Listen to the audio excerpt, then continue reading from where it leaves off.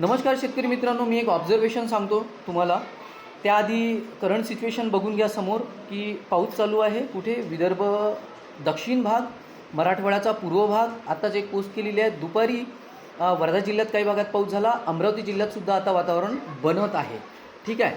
त्यानंतर आता ज्या प्री मॉन्सून घडामोडी चालू आहे ह्या तर रत्नागिरी, सिंधुदुर्ग, कोल्हापूर, सांगली, सातारा, सोलापूरचा काही भाग, धाराशिवचा काही भाग, पुण्याचा काही भाग असा आपल्याला प्री मॉन्सून ॲक्टिव्हिटी ह्या रेग्युलर दिसत आहे. परंतु विदर्भात आणि मराठवाड्यात ज्या प्रकारे प्री मॉन्सून ॲक्टिव्हिटी पाहायला मिळायला पाहिजे ते अजूनपर्यंत प्री मॉन्सून ॲक्टिव्हिटी आपल्या भागात नाही, उत्तर महाराष्ट्रातसुद्धा नाही.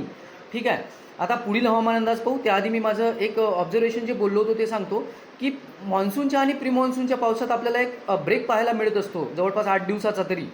तर म्हणूनच मी म्हणतो की प्री मॉन्सूनचा जो पाऊस आहे याच्या भरोशावर जर तुम्हाला लागवड करायची असेल तर तुम्हाला 24 तारखेपर्यंत, 24 जूनपर्यंत पाण्याची उपलब्धता तुमच्याकडे असावी. ठीक आहे. आता बघा प्री मॉन्सून ॲक्टिव्हिटी वाढते आहे विदर्भातसुद्धा आणि मराठवाड्यातसुद्धा ह्या प्री मॉन्सून ॲक्टिव्हिटी जोर धरणार आहे. कारण हे मॉन्सून अरायवलचे चिन्ह आहे. मॉन्सून येण्याची हे एक सुरुवात आहे. याच्यामागे मॉन्सून हा येणार. आणि मी तुम्हाला सांगितलेलं आहे आधीच की विदर्भातील मराठवाडा पूर्व आणि विदर्भ पूर्ण इथे जूनमध्ये शेवटी चांगला पाऊस आपल्याला पाहायला मिळणार. पिकांना पोषक पाऊस पाहायला मिळणार.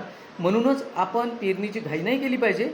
जर का तुमच्याकडे 24 तारखेपर्यंत पाण्याची सोय असेल तर तुम्ही घाई करू शकता.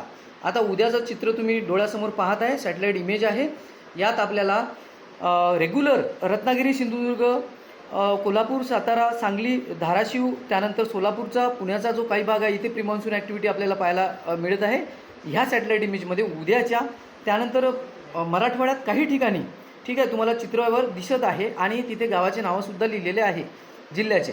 त्यानंतर विदर्भात तर प्री मॉन्सून ॲक्टिव्हिटी ह्या रोज घडणारच. ठीक आहे. काही प्रश्न असतील तर कमेंट करा.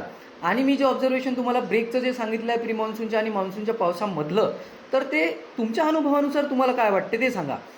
दुपारी आपण एक तरुण कास्तकाराची जी मुलाखत अपलोड केलेली आहे त्यांनी आपल्याला बऱ्याचशा काही चांगल्या गोष्टी सांगितल्या, त्यांचं ऑब्झर्वेशनसुद्धा सांगितलं. तेही काही प्रमाणात आपल्याला लक्षात घ्यायला पाहिजे बाकी शेतकऱ्यांनीसुद्धा. आता मी शेतकरी माझ्यासमोर बसतात, येतात, माझ्याशी चर्चा करतात, पण शेतकऱ्यांना कोणत्याही प्रकारचे ऑब्झर्वेशन शेतकरी ठेवत नाही. त्यांना जर विचारलं की मागच्या वर्षी तुमची लागवड कोणत्या तारखेला झाली होती तर शेतकरी सांगू शकत नाही.